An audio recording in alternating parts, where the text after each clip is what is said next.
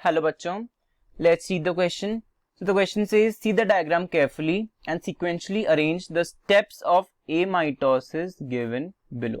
हमें नीचे amitosis के steps दे रखे हैं डायग्राम के साथ और हमें उन steps को करेक्ट सीक्वेंस में जमाना है. So let's see, अगर हमें इन steps को सीक्वेंस में जमाना है तो हमें सबसे पहले क्या पता होना चाहिए? हमें पता होना चाहिए amitosis होता क्या है, होता कैसे है amitosis. So the key concept that we should know in this question is about amitosis. amitosis. जब तक हमें amitosis नहीं आएगा तब तक हमें क्वेश्चन सॉल्व नहीं कर सकते हम. So let's see what is amitosis. Amitosis is a type of direct cell division. What is amitosis? Amitosis क्या होता है? Direct cell division. Cell direct divide हो जाता है. डायरेक्ट का मतलब, what do mean by direct cell division? Direct का मतलब ये होता है कि न्यूक्लियर मेम्ब्रेन जो होती है, nuclear membrane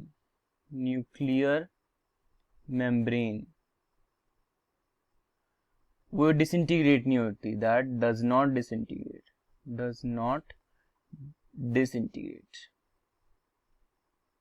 nuclear membrane does not disintegrate.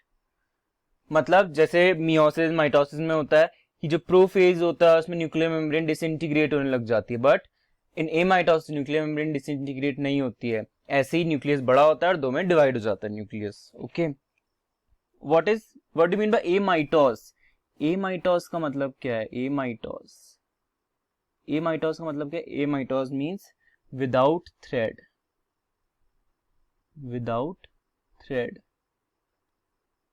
So this division is without spindle fibers and chromosomes. यहाँ पे कोई भी स्पिंडल फाइबर्स नहीं होता. नो स्पिंडल फाइबर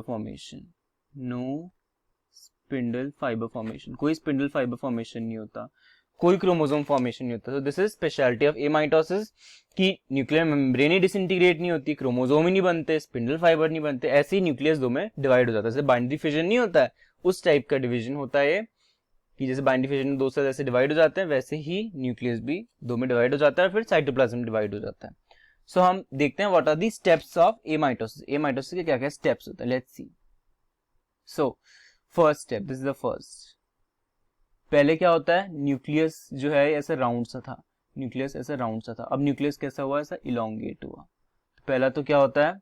इनिशियली जो न्यूक्लियस होता है, न्यूक्लियस इलोंगेट्स and develops constriction. एक कंस्ट्रिक्शन आ जाता है न्यूक्लियस में. कहां दिख रहा है हमको constriction? This is the constriction. ये कंस्ट्रिक्शन दिख रहा है न्यूक्लियस में, तो ऐसा कंस्ट्रिक्शन आता है न्यूक्लियस में. फिर क्या होता है नेक्स्ट स्टेप? जो कंस्ट्रिक्शन होता है, कंस्ट्रिक्शन वो डीपन होता है. Constriction deepens.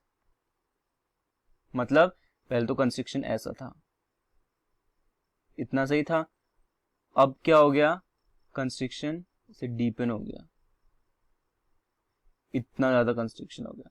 अब कंस्ट्रिक्शन डीपन होने के बाद फाइनली क्या होगा? न्यूक्लियस दो में डिवाइड हो जाएगा. सो अब कंस्ट्रिक्शन डीपन होने के बाद क्या होता है? इसके बाद क्या होता है? Nucleus divides into two daughter nuclei. दो डॉटर न्यूक्लिया में डिवाइड हो जाता है. Daughter nuclei. जैसे वाला जो कंस्ट्रिक्शन था, दिस कंस्ट्रिक्शन, ये डीपन हुआ, ये ऐसे दो में डिवाइड हो गया. This is 1 and this is 2. जैसे दो में डिवाइड हो गया, दो डॉटर न्यूक्लिया में. अब क्या होता है? साइटोप्लाज्म में कंस्ट्रिक्शन आता है. इसके बाद क्या होता है? Constriction in cytoplasm. कौन से टाइप का कंस्ट्रिक्शन होता है? सेंट्रीपिटल मतलब टुवर्ड्स सेंटर की तरफ ऐसे ये कंस्ट्रिक्शन हुआ. ओके, ये कंस्ट्रिक्शन हुआ. अब ये कंस्ट्रिक्शन, ये भी डीपन होता है और ये भी अंदर जाते जाते ऐसे दो डॉटर न्यूक्लियाई में डिवाइड हो जाता है. Okay, so this constriction in cytoplasmic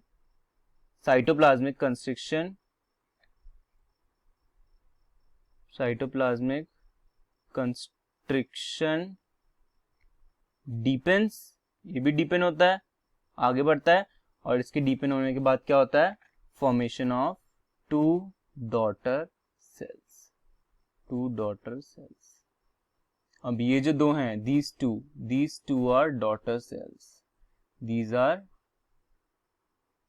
daughter cells, ये डॉटर सेल्स बन गए दोनों। ओके, सो पहले न्यूक्लियस इलोंगेट हुआ, उसमें कंस्ट्रिक्शन आया, वो कंस्ट्रिक्शन डीपन हुआ और दो डॉटर न्यूक्लिया का फॉर्मेशन हो गया। फिर साइटोप्लाज्म में कंस्ट्रिक्शन आया, वो डीपन हुआ और दो डॉटर सेल्स बन गए। अब तो हम अरेंज कर सकते हैं, कैसे अरेंज करेंगे, लेट्स सी। सो पहले तो कंस्ट्रिक्शन कहाँ आता है, पहले तो न्यूक्लियस इलोंगेट होता है, फिर साइटोप्लाज्म में कंस्ट्रिक्शन आता है।